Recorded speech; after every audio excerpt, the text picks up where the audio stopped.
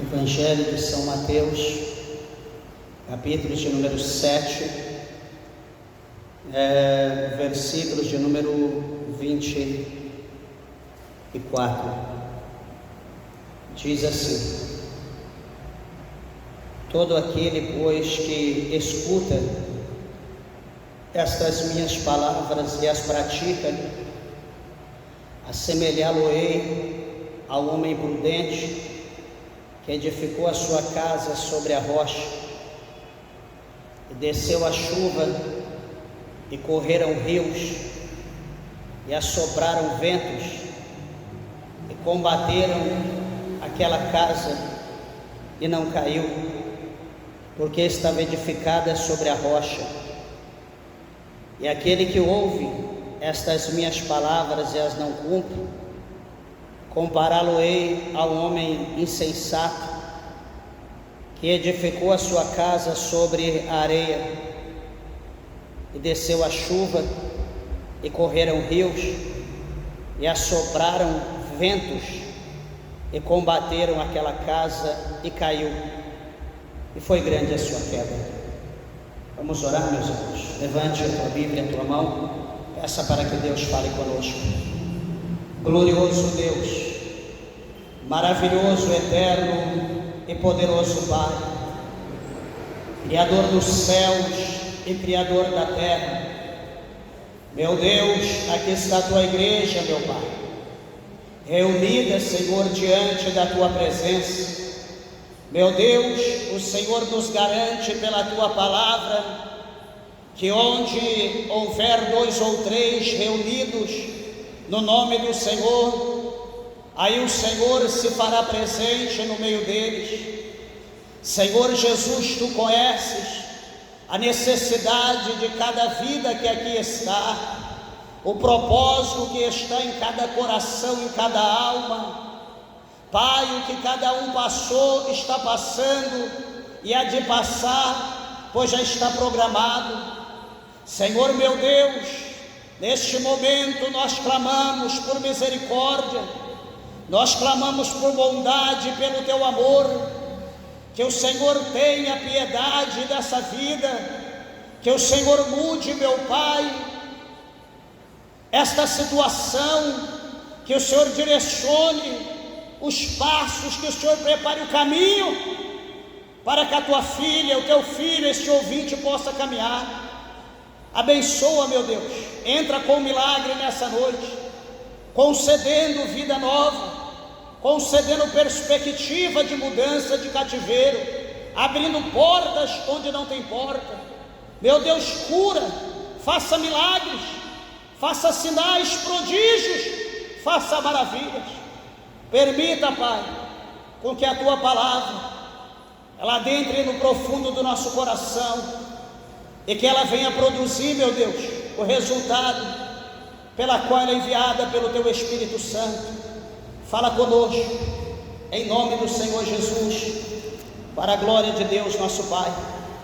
Amém, Jesus. Amém. Podeis assentar, meus irmãos.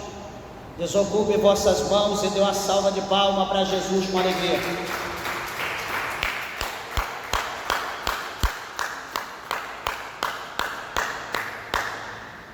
Graças a Deus. Igreja, eu peço, por favor, a tua atenção à palavra de Deus. Eu creio que Jesus, o Senhor, Ele tem uma palavra ao nosso coração. E aqui neste capítulo que nós acabamos de ler, o Senhor Jesus, Ele fala, nos ensina aqui sobre nós construirmos um alicerce, construir sobre um alicerce sólido.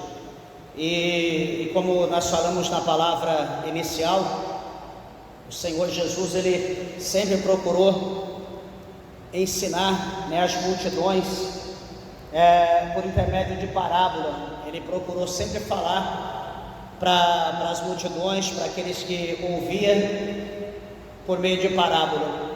E por que Jesus falava por parábola? Porque Jesus, Ele queria mostrar as coisas do céu comparando com alguma coisa da terra. Porque se Jesus não usasse, não exemplificasse não mostrasse nada, jamais nós iríamos entender o mundo espiritual. Porque o mundo espiritual é impossível de ser entendido pela carne, pela matéria, porque nós somos matéria. Nós cremos, vivemos naquilo que nós tocamos, apalpamos, que nós vemos, enfim, e o mundo espiritual é invisível, então nós conseguimos ver, detectá-lo pela fé. Então Jesus, ele quer mostrar para nós o mundo espiritual, comparando alguma coisa dessa terra. E veja que na palavra inicial, Jesus ele vai falar acerca do semeador que sai a semear. Então Jesus, ele vai usar ali um homem, um homem que semeava a semente, que plantava, um plantador de sementes. E talvez ali entre aquela multidão tinha pessoas que eram semeador, que era um plantador, de sementes. E Jesus então diz: olha, o semeador, ele vai sair a semear. Ele pega ali o seu embornal, ele pega ali a sua semente, coloca ali dentro, e ele vai saindo então ali, talvez nos lugares que já tem as covas, ou naquele método de semear, contra o vento, para o vento levar a semente para cair nos lugares determinados. Enfim, então Jesus chama a atenção, fala o semeador. Imagina, pense o semeador. Então todo mundo ali começa a refletir no âmbito espiritual, um semeador. Começa a imaginar o cara, começa a imaginar ele pegando a semente, começa a imaginar, então as pessoas começam a entender, compreender aquilo que Jesus quer falar acerca do reino de Deus, acerca do reino dos céus. E aqui, meus irmãos, nessa parábola, falando acerca de alicerce, acerca de construir em um alicerce sólido, em ali uma base sólida, ou um sólido alicerce.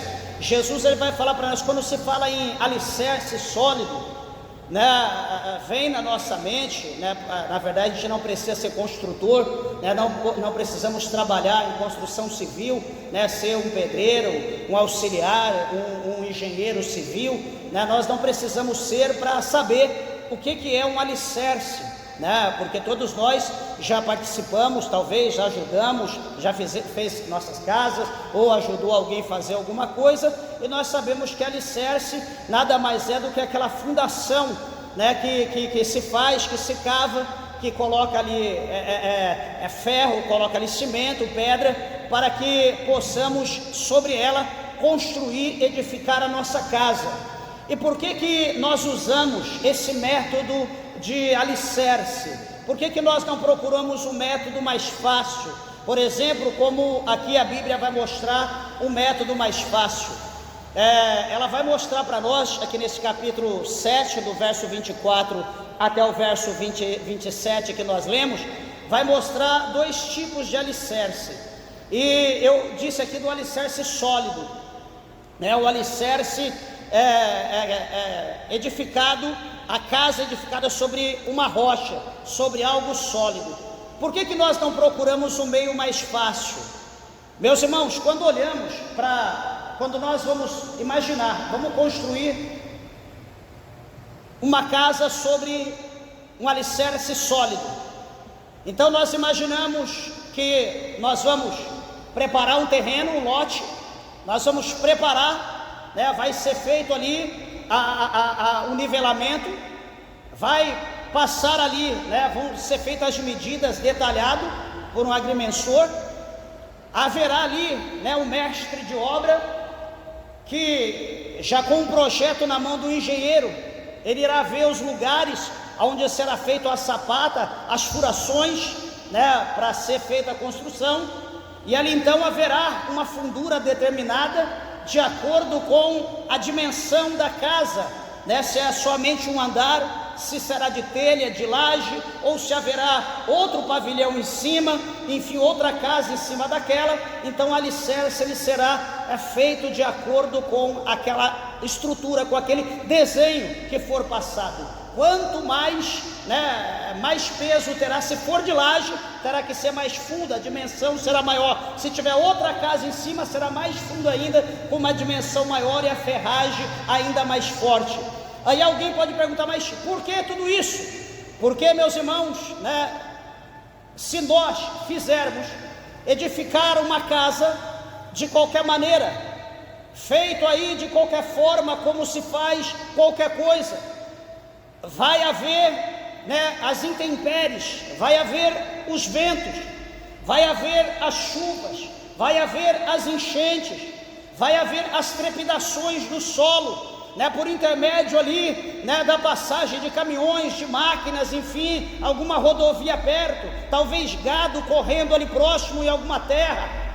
Tudo isso irá abalar a estrutura da nossa casa, e se ela for feita de qualquer maneira, amanhã depois ela começará a ter as fendas, será fendada, rachada, e a estrutura dela será abalada, e todos aqueles que estiverem habitando, vivendo, morando naquela casa, correrão o risco de amanhã ser soterrado, serem mortos ali dentro por aquilo que vai de uma forma ou de outra implodir, desmoronar, enfim.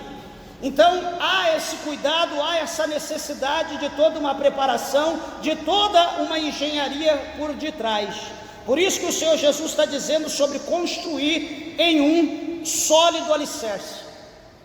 Pastor, mas Jesus está falando acerca de construir casa. Jesus aqui ele é engenheiro civil, Jesus aqui ele é mestre de obra. Meus irmãos, Jesus ele está querendo mostrar para nós, por intermédio dessa demonstração que eu dei aqui, de construir uma casa, Jesus está querendo mostrar para nós que se o alicerce, se a casa não estiver estruturada, alicerçada, num alicerce sólido, amanhã essa casa vai cair, vai haver morte, vai haver prejuízo, vai haver perca. Essa casa ela não vai viver, ela não vai ficar muito tempo de pé, ela vai cair. E com quê? Porque vai vir vento, vai vir chuva, vai correr as águas, vai bater contra ela, ela vai cair. Só que, repito, Jesus não está falando de casa, 4 paredes, quadrada, retangular, triangular, ou enfim, Jesus está falando aqui de uma casa diferente. Jesus está falando aqui de uma casa espiritual. Jesus está falando aqui dessa casa aqui, chamado templo. Essa casa que é o meu corpo, que é o teu corpo. Essa casa que muitas pessoas olham no espelho e diz: o meu corpo, minha regra, eu faço o que eu quero com a minha vida. Eu estou dizendo dessa casa aqui, desse corpo. Por que eu estou falando isso? Porque o apóstolo São Paulo, ele fala na sua primeira carta aos Coríntios, no capítulo 6, que nós fomos comprados por bom preço. Nós somos comprados por preço de sangue. Nós somos comprados, então se nós somos comprados, nós éramos algo que estava à venda, algo que estava perdido, ou algo que estava sob o poder de alguém, aonde Jesus chegou e comprou aquilo, não com ouro, não com prata, não com pedra preciosa, mas ele comprou quando ele derramou o sangue dele lá na cruz do Calvário, o sangue que foi vertido, o sangue que foi derramado, o sangue vermelho, o sangue carmesim. Ele nos comprou com preço de sangue. Então, se ele nos comprou, nós que servimos a Ele, que servimos a Deus, nós não temos livre arbítrio, nós não temos direito, nós não temos escolha, nós não podemos opinar, dar palpite, exigir, impor alguma coisa a Deus, porque nós somos comprados por Ele. O apóstolo São Paulo, ele escreveu aos Filipenses, aos Efésios, ele diz que nós somos vivificados em Cristo, porque nós estávamos mortos nos nossos pecados, nas nossas ofensas, não havia perspectiva para nós estávamos decretados ao inferno, ao lago de fogo e enxofre, não havia esperança para nossa alma. Então Jesus nos comprou. A Bíblia diz que Ele nos vivificou. Quando nós falamos vivificou, Jesus nos vivificou. Jesus simboliza que Jesus tirou nós da morte e trouxe nós para a vida. Ele deu para nós uma nova vida, Ele deu para nós agora uma nova direção, Ele deu para nós agora um sentido, que agora nós vamos viver, não nós, mas Cristo vai viver em nós, Ele estará conosco todos os dias, aqui que nós vivemos sobre essa terra, até que daqui nós passamos para a eternidade, para estarmos com Ele no céu. Então Jesus, Ele fez esse milagre na nossa vida. Então se Ele nos comprou, agora nós não somos mais nosso, agora nós não somos mais do diabo, agora nós não somos mais do mundo, agora nós não vivemos mais no pecado. Nós pregamos no último culto, falando em Colossenses, no capítulo de número 3, verso 3, e nos faz lembrar o Espírito Santo, que o Senhor Jesus, Ele diz que nós já estamos mortos, e após mortos, nós estamos escondidos, estamos guardados em Cristo, em Deus.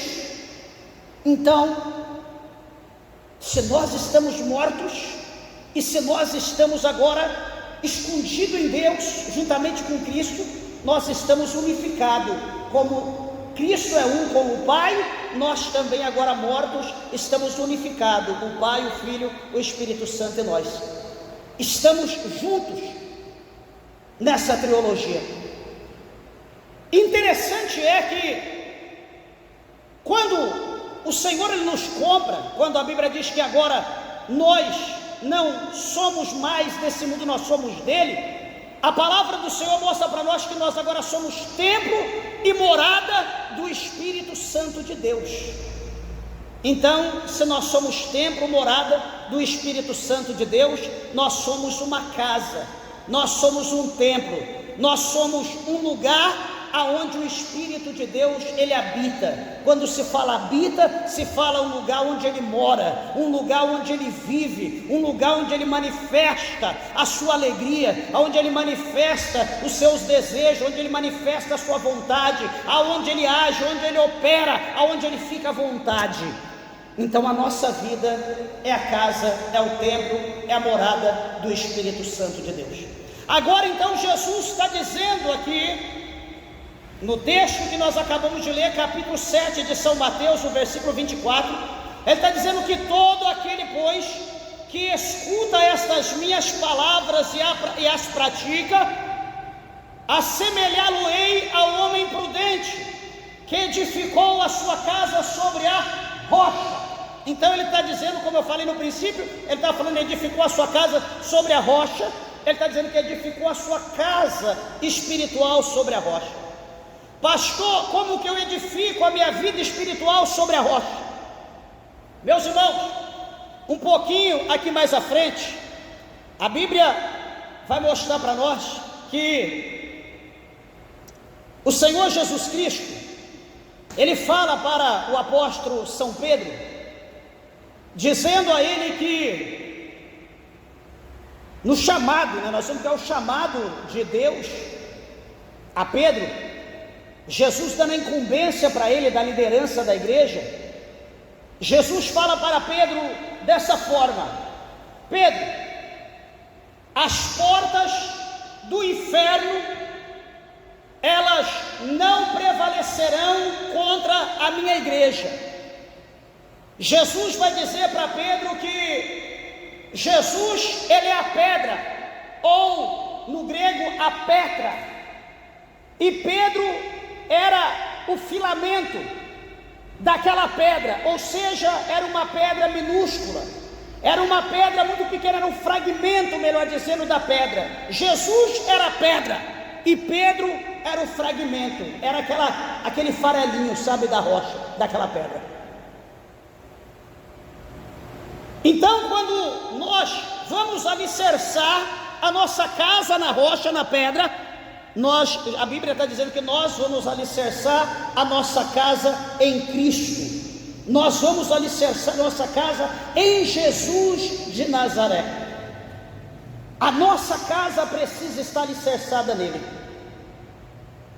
Por que tem que estar alicerçada em Jesus? Meus irmãos, primeira coisa, se a nossa casa ela não estiver alicerçada em Cristo, Veja que o capítulo 14, o versículo 6 do Evangelho de São João, o quarto evangelho do Novo Testamento, o Senhor Jesus, ele diz para nós que Ele, veja bem, Ele é o caminho, Ele é a verdade, Ele é a vida. Ele diz que ninguém vai a Deus, ninguém vai aos céus, se não for por intermédio dEle. Ele diz que Ele é o caminho, a verdade e a vida. Todo crente, ele precisa dessas três coisas. Todo crente, ele precisa de vida. Todo crente precisa da verdade.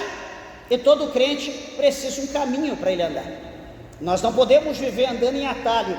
Nós não podemos viver andando em grotas. Nós não podemos viver andando por caminhos tenebrosos que nós não conhecemos, porque pode nos levar à morte, pode nos levar a perder a nossa vida, podemos cair e sofrer, enfim. Então nós precisamos de um caminho, e a Bíblia diz que o caminho de Deus, eles são todos planos. O caminho de Deus, ele é perfeito, diz a Bíblia. Então, Jesus, ele sendo a pedra, nós edificar nossa casa sobre a pedra, sobre essa rocha, isso vai trazer para nós segurança das intempéries, por exemplo, das chuvas, dos ventos e das correntezas que virão contra ela ou contra eu, contra você, contra nós, que somos a casa em questão. E quais são essas intempéries, quais são esses ventos, quais são essas tempestades, essas chuvas, que pode vir contra a nossa vida e nos derrubar? Meus irmãos, uma das coisas mais comum hoje é o espírito da mentira, é o espírito do engano, que está circulando, que está rondando, ou que está dando as coordenadas dentro da própria igreja. Ou seja, o inimigo, ele não está externo, o inimigo está interno, tanto dentro da igreja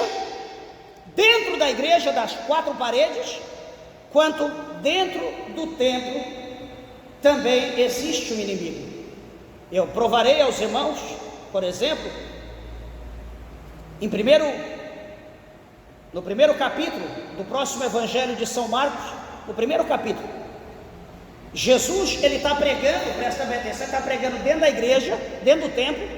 E o que vai acontecer? O inimigo vai levantar dentro da igreja, uma pessoa endemoniada, o demônio vai se levantar, vai apontar Jesus, e Jesus vai repreender, Jesus vai mandar que ele cale, e Jesus vai expulsar ele, vai tirar ele de dentro da igreja, vai mandar ele embora, e aquela pessoa vai ser liberta daquele espírito maligno. Então observa uma coisa, que há um inimigo dentro do templo, que somos nós que estamos dentro do templo, que é o corpo de Cristo. Ué, mas como assim? O capítulo de número 7 do Evangelho, aliás, da carta do apóstolo Paulo aos Romanos, capítulo 7, verso 17, verso 19, o apóstolo São Paulo, Romanos 7, o apóstolo São Paulo, ele vai mostrar para nós, vai dizer literalmente, que o pecado, ele habita dentro de nós. Quando nós falamos aqui no princípio, habita. O que é habitar? É morar, é viver, é ter as suas liberdades, é viver tranquilo, porque eu estou dentro de casa, dentro da minha casa eu faço o que eu quero. Então veja que o apóstolo São Paulo vai dizer para nós que o pecado, ele habita dentro, é isso? A Bíblia diz que o pecado habita dentro de nós. Então, meus irmãos, vejam, é isso, né?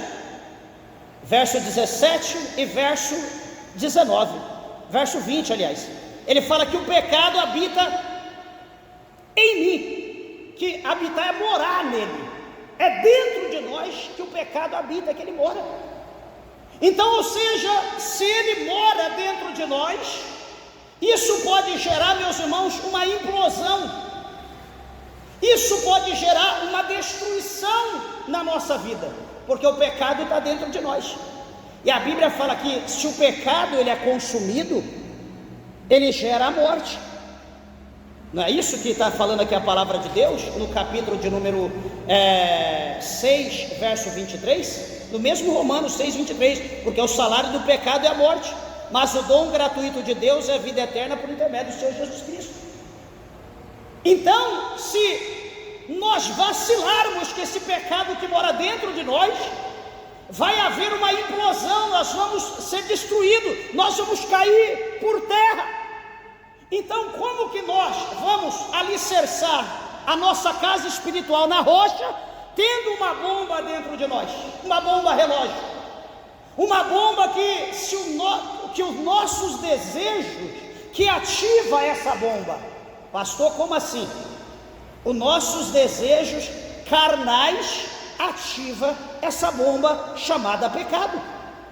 E mesmo se nós tivermos estruturado em Cristo, se a nossa casa espiritual estiver estruturada em Cristo, e esse pecado que essa bomba estiver dentro de nós, em cada corpo individual, em cada templo individual, se nós, pelos nossos desejos pecaminosos, nós acionar essa bomba chamada pecado, vai haver uma implosão ou uma explosão,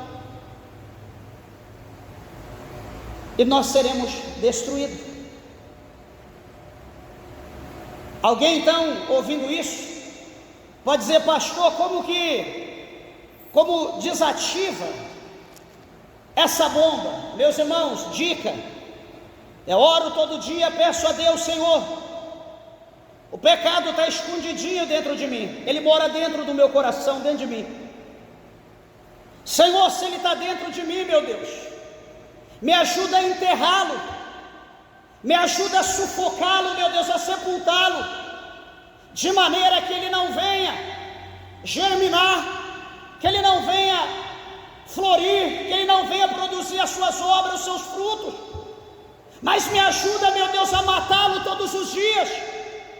Então, primeira coisa, nós oramos, pedindo a Deus que Deus nos dê graça para nós sufocá-los, para nós matá-lo, pois ele está dentro de nós. Segunda coisa, o apóstolo São Paulo, na sua carta, escrevendo à igreja da Galácia, lá no capítulo 5, no versículo de número 16, Gálatas 5,16, ele diz assim, veja bem, 5,16 diz: andai-vos, ou traduzindo, vocês devem andar em espírito, e assim não cumprireis a concupiscência da carne. Gálatas 5,16. Andai-vos em espírito e não cumprireis as concupiscências da carne. Então, ou seja, o que Paulo está dizendo? Que se nós andarmos em espírito, nós vivemos em espírito, que é o que nós temos que ser, crente espiritual. Nós temos que ser. Lembrando de novo, capítulo 3, verso 1 de Colossenses e verso 2. O que Paulo diz aos Colossenses, quando ele estava em Roma, lá no ano 60 depois de Cristo, preso na cadeia? Ele escreve aos Colossenses, ele diz: olha, se é, no verso 1 do capítulo 3, se é que vós já ressuscitastes com Cristo, buscai as coisas que são do alto, aonde Cristo está sentado à destra de Deus. No capítulo 2 ele diz: pensai nas coisas que são do alto e não nas coisas que são da terra. E no verso 3, eu repito o que eu falei agora há pouco, ele diz: vós já estão mortos, vós agora estão escondidos em Cristo, em Deus. Ou seja, o que Paulo está dizendo? Que tudo que nós necessitamos, tudo que nós precisamos, isso provém de Deus. É como a árvore. Veja, que nós temos o hábito de molhar as plantas, molhando as folhas, molhando as flores. Isso não quer dizer nada para a planta, isso não altera nada na planta, porque a planta, ela não se alimenta pelo que cai na folha ou na flor, e sim pela raiz, ela se alimenta pela raiz. Então quando nós adubamos as folhas, não as folhas, não os galhos, não os frutos, nós adubamos ao redor da árvore, nós adubamos ao redor, porque é ao redor que ela então vai sugar, ela vai extrair todo tipo de alimento daquele adubo, da água, de tudo que nós colocarmos, a raiz que vai sugar aquilo, e então vai mandar pelo caule, pelo tronco, e vai sair, né, pelos galhos, e então nas folhas, e então na flor, e então no fruto, e então toda aquela beleza.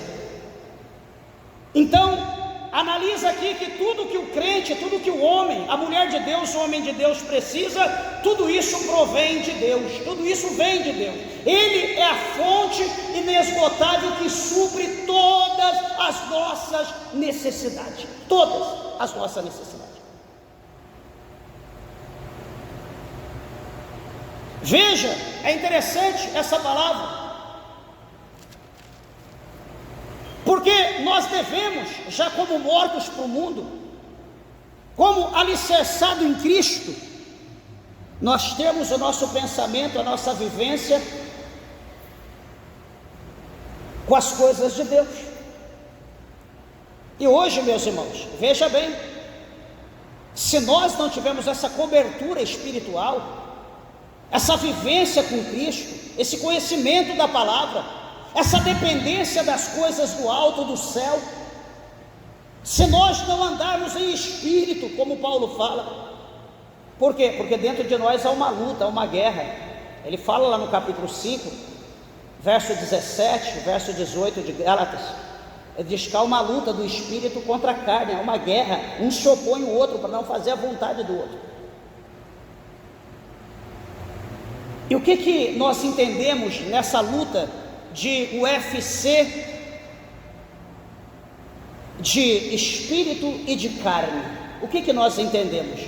Que a nossa carne está elevada à 10ª potência mais forte do que o nosso espírito, porque hoje o que predomina dentro da vida da igreja, dentro da vida do templo individual de cada um ou coletivo, o que predomina é a nossa carne, é o desejo da nossa carne.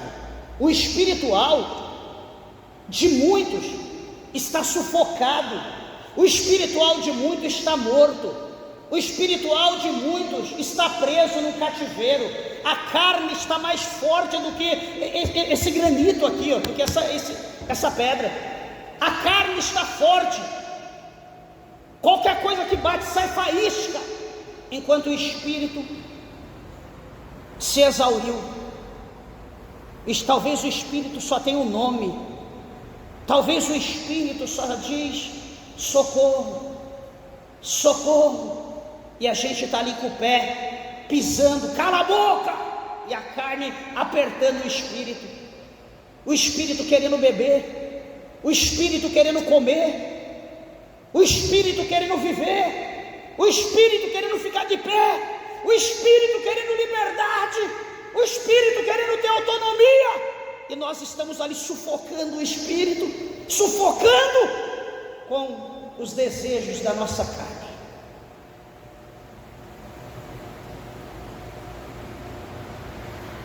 Pastor, há essa possibilidade de eu estar sufocando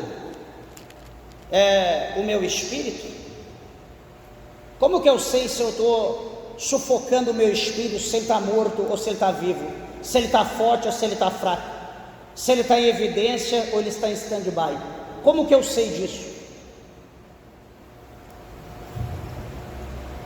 Em Gálatas, no capítulo 5, no verso de número 19,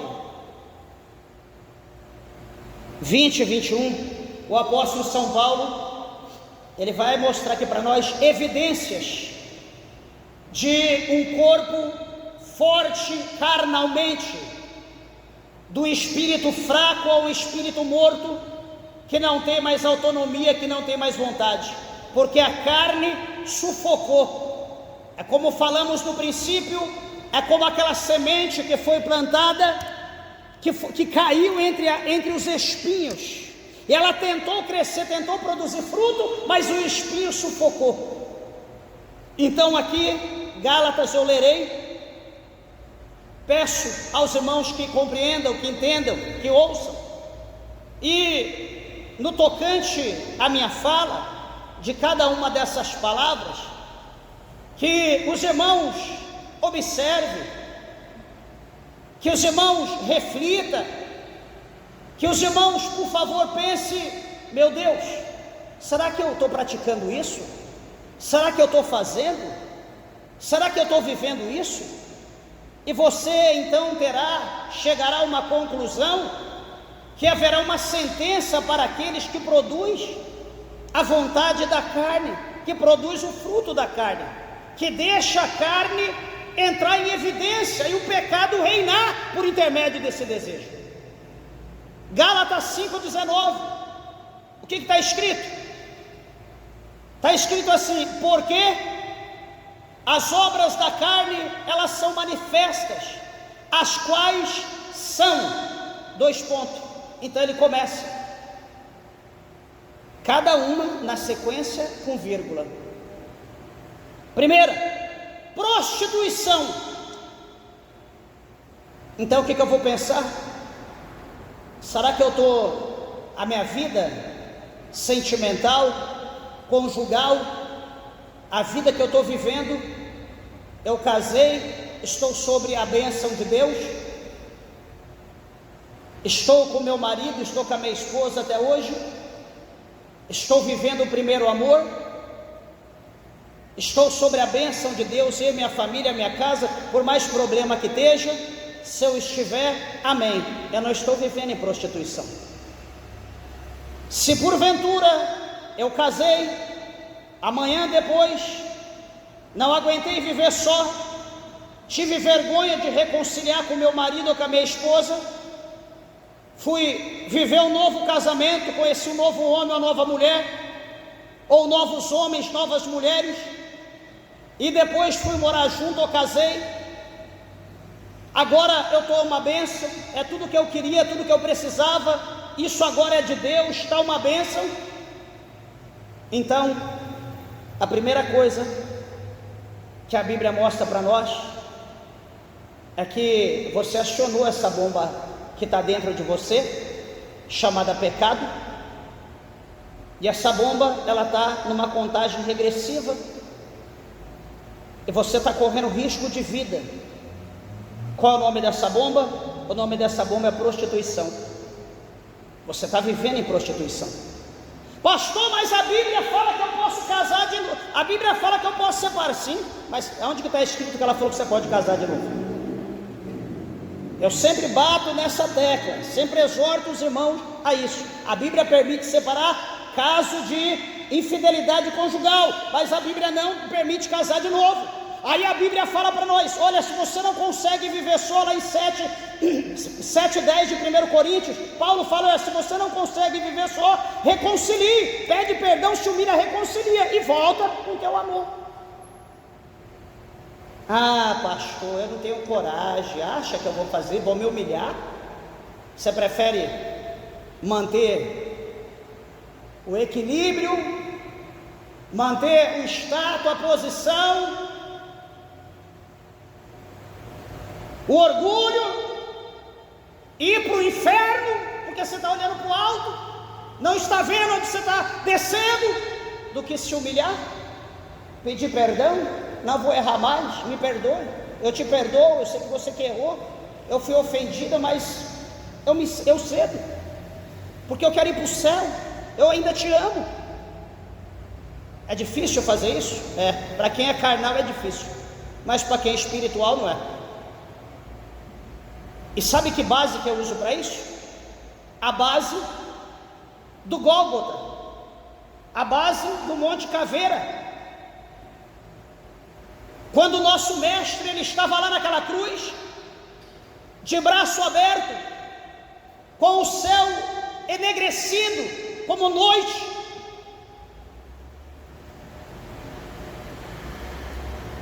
sendo humilhado por tudo e por todos, aonde talvez ele até achava que o próprio pai o havia esquecido, abandonado. Ele vai dizer aquela palavra em grego, dizendo tetelestai, que traduzido é: está tudo consumado.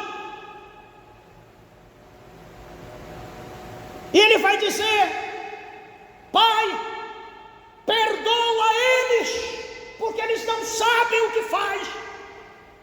Paulo escreve em 11:1 de 1 Coríntios, Paulo diz: sede meus imitadores como eu sou de Cristo.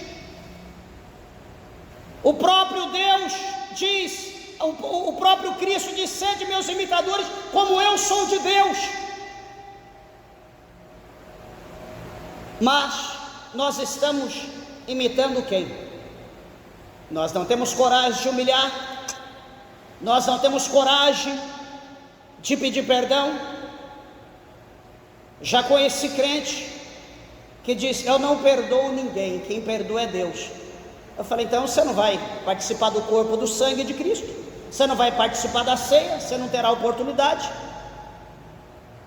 E eu vou te dar alguns versículos, algumas bases na Bíblia, você vai ler, vai estudar, vai aprender, vai decorar. Quando você tiver decorado, quando tiver entrado no teu coração, quando você aprender o que é perdão, quando você perdoar, então você entrará em comunhão de novo, participará do corpo e do sangue de Cristo. Porque como que você vai participar do corpo e do sangue de Cristo indignamente? Não perdoando as pessoas. Ah não, quem tem que perdoar é Deus. Não, tudo bem, quem perdoa é Deus, mas aquilo que nós fazemos contra Deus, agora o que eu faço contra o meu irmão, contra a minha irmã, contra a igreja, eu tenho que pedir perdão para a igreja, eu tenho que pedir perdão para o meu irmão, para a minha irmã, eu tenho que pedir perdão para a igreja tem que pedir perdão para mim se me ofendeu. Agora, se eu pequei contra os céus, eu vou pedir perdão para os céus, eu vou pedir perdão para Deus. Uma coisa é uma coisa, outra coisa é outra coisa, é distinto. Então, vejamos, precisava aqui de pelo menos umas 4 horas, para nós falarmos tudo aqui, mas não vai dar, são muita coisa. Mas lerei apenas, não vou dar exemplo. Então, o primeiro que foi ativado na vida, eu estou falando aqui de pessoas crentes, Paulo está escrevendo aqui para crente da Galácia e para nós também. Então ele está dizendo que as obras da carne são manifestas. Quais são? Primeira, prostituição. Segundo, impureza. Terceira, lascívia. Quarta, idolatria. Quinta, feitiçarias. Sexta, inimizades. 7, porfias. 8, imulações. 9, ira. 10, pelejas. 11ª, dissensões. 12ª, heresias. 13ª, invejas. 14º, homicídios. 16º, bebedices. 17º, glutonarias e coisas semelhantes a estas, acerca das quais vos declaro, como já antes vos disse, que os que cometem tais coisas não herdarão o reino de Deus.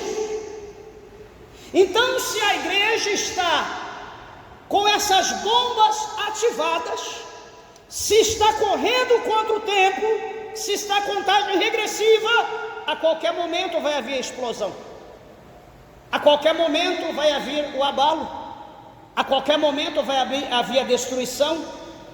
E hoje a gente observa crentes que estavam, hoje não está mais, crente que fazia, hoje não faz mais, crente que diz que era, hoje não é mais, pessoas que oravam, hoje não ora mais, pessoas que jejuavam, hoje não jejua mais, pessoas que evangelizavam, hoje não evangeliza mais. Por quê?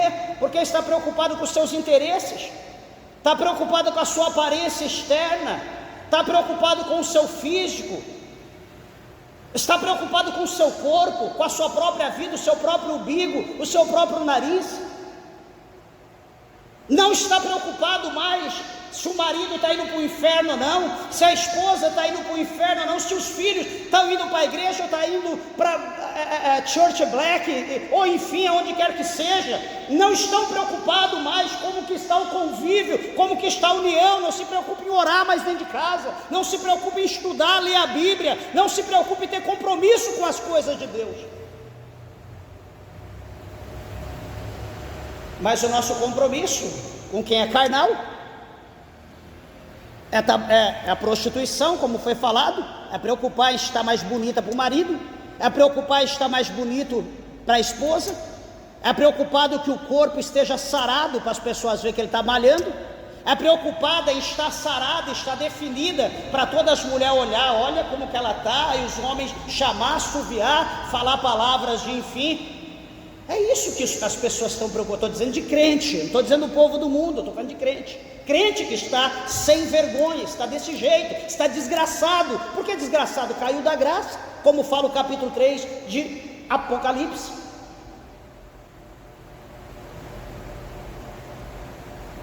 Então, isso está mostrando para nós, essa palavra aqui, está dizendo para nós que a nossa casa, ela não está estruturada no alicerce sólido, ela não está edificada em Cristo. Nós estamos usando Cristo apenas como, sabe sabe o acabamento da nossa casa, que a gente quer aquele acabamento refinado. Não, eu vou querer um granito, uma parte de granito, granito tal, granito não sei o que lá. Não, eu vou querer mármore em tal lugar. Eu vou querer porcelanato, eu vou querer pedra, pastilhas de vidro em tal lugar. Eu vou querer assim, querer dessa maneira. Nós estamos querendo Cristo só para as pessoas ver que o negócio é bonito, só para chamar atenção ou mostrar que a gente pode, que nós temos meio condição. Só que o importante, só que o alicerce da nossa casa está aqui, ó. Deixa eu te mostrar o alicerce. Capítulo 7 de Mateus, que nós já lemos aqui no texto inicial. Capítulo 7, nós lemos o 24, o 25, mas o verso 26 do capítulo 7 de Mateus. Olha como que está o nosso alicerce. E aquele que ouve estas minhas palavras e as não cumpre, compará-lo-ei ao homem insensato ou tolo, que edificou a sua casa sobre areia, e desceu a chuva, correu os rios, assopraram ventos e combateram aquela casa, e caiu, e foi grande a sua queda. Porque, meus irmãos, a nossa preocupação hoje não está com o alicerce. Nós estamos querendo edificar nossa casa na areia. Na areia a gente edifica rápido, na areia faz tudo rápido, enquanto alguém está fazendo o alicerce sólido na rocha, apenas iniciando, batendo o dia inteiro, rachou a mão, inchou, está ali tentando furar. Alguém já levantou a sua casa na areia, colocou ali todo o porcelanato, todo o granito, toda a pastilha de vidro, todo tipo de pedra, e fez aquela coisa, aquela fachada linda, iluminou com aquelas luzes de LED, etc. E todo mundo olha, que coisa linda, que coisa, isso aí é um homem de Deus, essa é uma mulher de Deus, realmente, verdadeiramente. Só que, e na hora que começar a acontecer isso aqui, o verso 27, e na hora que descer a chuva, e na hora que correrem os rios, as enchentes, as enxurradas, provocar erosões, e na hora que assoprar os ventos da vida, o que será dessa casa? E o que será daqueles que estão envolvidos com essa casa? A preocupação não é a fachada, a preocupação não são as luzes, a preocupação não é a decoração, porque isso, deixa eu te dizer uma coisa, decoração não traz segurança. Decoração traz segurança? Não. Eu estou falando de decoração, de pedras, porcelanatos, de luzes, fachada. Isso não traz segurança. E quantos de nós que estamos vivendo só de fachada? Roupa bonita, elegante, perfumes franceses, sapatos bonitos, carros chiques, ostentando, dízimo forte. E quando nós vamos orar, a gente saca um tapete grosso ou travesseirinhos de dentro da bolsa, coloca no chão para pôr o joelho. Quando vai pôr o joelho está mais aveludado do que o próprio tapete, se brincar. Não consegue, não tem força para orar, de maneira que a oração não passa nem do nariz para cima.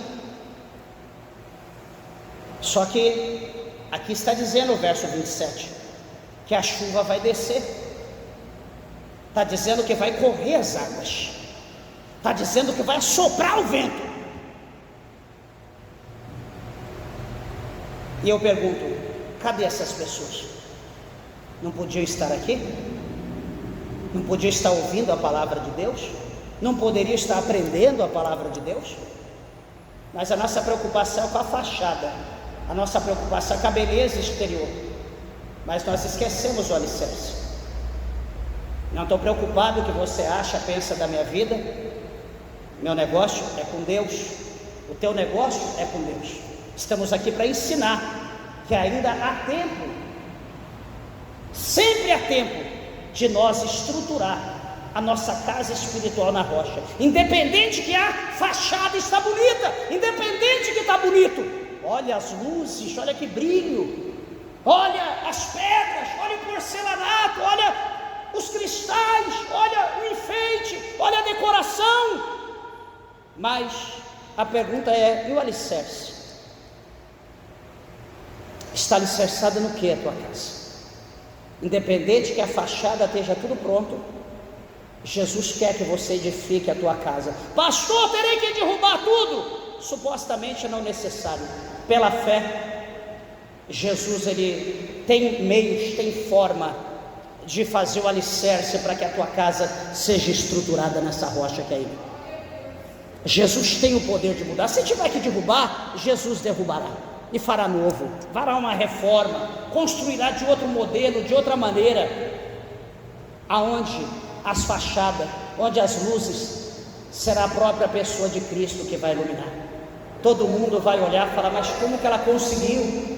Como que ele conseguiu? Meu Deus, que coisa linda! Meu Deus, que coisa maravilhosa! Como era ele, olha como que ele está hoje. Meu Deus, olha como que era ela, olha como que ela está hoje. Meu Deus, o que aconteceu? Que coisa tremenda, que coisa divina! Só Deus fez isso, só Deus pode fazer. Eu digo para os irmãos que só quem pode fazer milagre, meus irmãos, da nossa vida é Deus.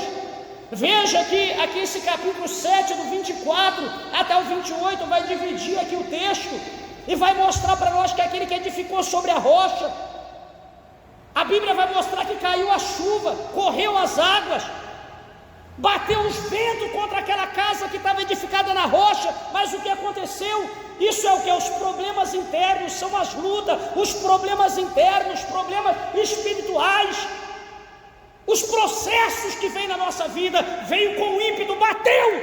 Só que aquele que está edificado sobre a rocha, ele é forte, não a força dele, mas ele recebe a força daquele que tem toda a força, aquele que tem todo o poder. Ele recebe força daquele que é a fonte de toda a força, porque ele está ligado. Lembra que eu falei no princípio 3 de Colossenses, que ele está morto, ele está escondido em Jesus, em Deus. Então, ou seja, vem de Deus, não vem dele. Ele tem sabedoria, ele tem estratégia, não dele porque ele é sábio, mas a sabedoria vem dos céus, a sabedoria vem de Deus, para ele resolver os problemas, para sair da tangente, para fugir da aparência do mal. Então esse crente vai passar por todo esse processo, todas as lutas, e ele vai continuar firme, vai continuar trocando a trombeta, vai continuar de pé, e vai continuar olhando para frente, para o alto, porque é da onde vem o galardão dele. Todavia, aquele outro crente, que era só fachada, que não preocupou com o alicerce, cadê ele? Aonde ele foi? Aonde ele está? Não se lembrará, não terá em memória quem era ele, quanto tempo ele ficou, o que ele fez, para onde ele foi, porque a Bíblia diz que grande é a queda.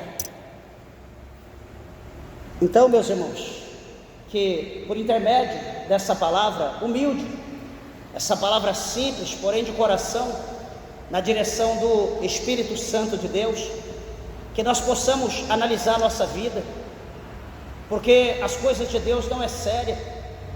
Nós temos que, já vou encerrar, nós temos que parar de mentalizar um Deus imaginário. Quantas pessoas mentalizam Deus? Quantas pessoas imaginam Deus?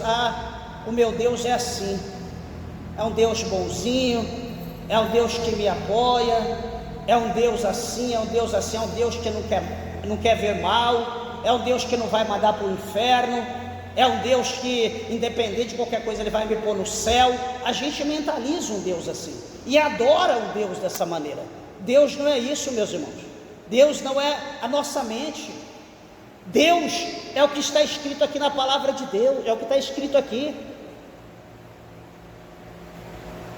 Nós temos que viver de acordo com essa palavra.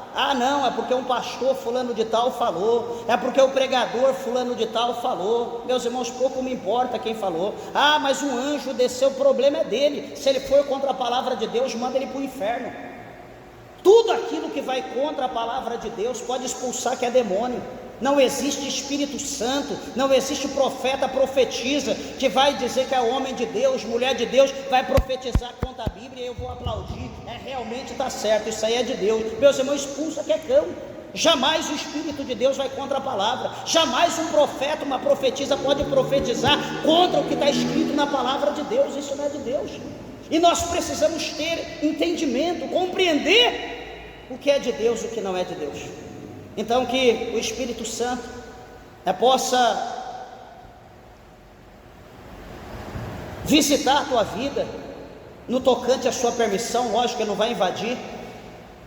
Lembrando que está em 3:20 de Apocalipse, onde João escreveu as palavras de Cristo dizendo: eis que eu estou à porta e bato, e se alguém ouvir a minha voz e abrir a porta, então eu entrarei e cearei com ele e ele comigo. Então que os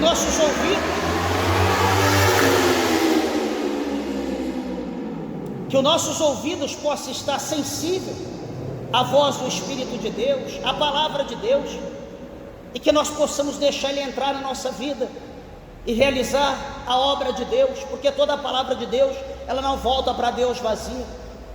A palavra de Deus, ela tem um alvo, ela tem um objetivo, ela tem um propósito, e certamente ela trabalhará com toda a força para cumprir aquele propósito de Deus que foi enviado.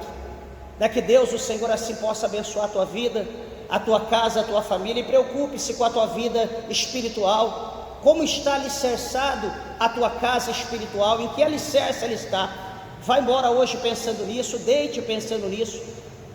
Se a tua casa estiver na areia, cuidado, as lutas, os problemas, os processos estão chegando a cavalos, a galope, e cuidado para que quando chegar a queda não seja terrível, o prejuízo seja mensurável e não tem mais jeito de se levantar.